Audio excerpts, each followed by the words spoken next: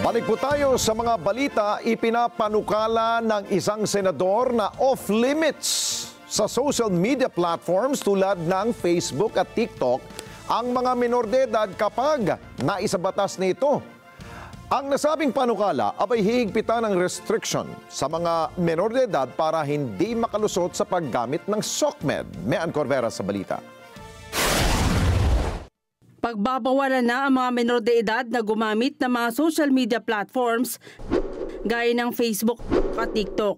Yan ay kapag lumusot ang panukalang batas na inihain ni Senator Ping Lacson. Sa panukala, uutusan ang social media platforms na i-take down ang accounts na matutukoy na menor de edad o wala pang 18 taong gulang ang gumagamit. Aatasan din ang mga social media platforms na magkaroon ng paraan para matiyak ang edad at identity ng gagamit ng account gaya ng ID verification at facial recognition, regular na audit ng user account, data at paglikha ng age restrictions sa platforms. Kailangan silang kumuha ng third-party age verification providers.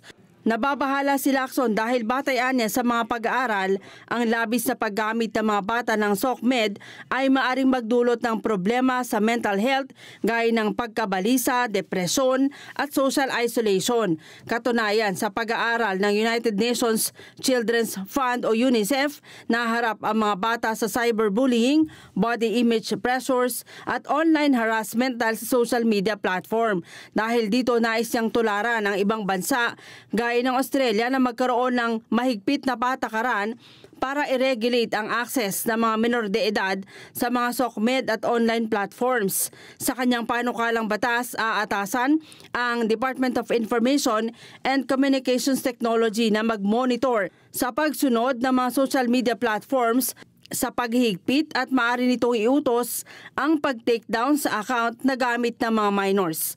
Ang SOCMED platforms at service providers naman na lalabag ay maaring tanggalan ng lisensya na makapag-operate sa bansa, bukod pa sa multang 1 milyon hanggang 20 milyong piso at arawang multa na 100,000 pesos para sa bawat araw ng hindi pagsunod sa batas. Pagmumultahin naman ang internet service providers ng hanggang 3 milyong piso kapag hindi nila maipatupad ang disabling order na ito ng DICT laban sa mga SOCMED platforms.